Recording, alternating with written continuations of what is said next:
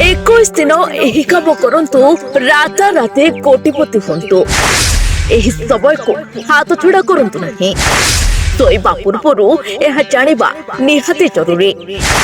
कोटिपति हेबार best formula आज्ञा धनी हेबार गुप्त रास्ता कहीं केबे आपन को कहबे नहीं किंतु आज आम आपन को कहबू 21 दिन रे कोटिपति हेबार गुप्त रहस्य जो रहस्य सुनी आपण आश्चर्य होई जिबे आ कहबे सतरे कोटिपति हेबा केते सहज किंतु हां आपनकर जेते बेले नित भांगी जिवो आपण सेते बेले केवल एही गोटे काम करिवे।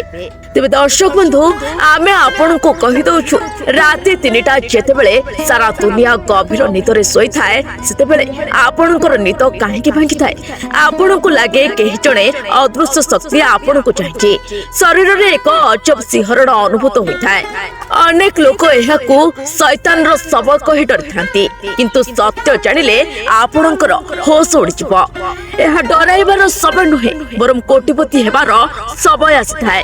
विज्ञान एवं आध्यात्मिकता अनुसायी राति 3टा रु 4टा मध्य आम मस्तिष्क आल्फा स्टेट रे रही है समय ब्रह्मांडर द्वार खोला थाए। जदि आपणकर निद एही समय भांगुची तेबे बुझी जांतु ब्रह्मांड आपण को बाछिछि आपण को साधारण रो असाधारण करबा पई एहा एक दैवी संकेत। दुनियार सबुठारु धनी व्यक्ति माने एही गुप्त समय को व्यवहार करी कोटिपति होछंती।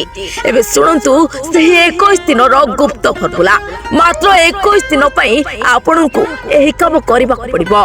राति 3टा रे निद भांगिबा परे आदौ डरंतु नहीं शांत होई बसंतु एवं निज लक्ष्य विषय भाबंतु निज हाथ बापुली को चाहि एही मंत्र करंतु मो भाग्यवान हेबी मो पाखो को चारियाडु धन आसु नचेत एक कागज रे निज स्वप्न को लेखंतु जेमिति कि ताहा पूर्ण होई सारिछि। एही सबरे आपण जहा लिखिबे ब्रह्मांड ताहाकू सत्य करबा को बाध्य हेबो किंतु मन रखंतु एही 21 दिन मध्यरे काहा विषय खराब भाबंतु नहीं।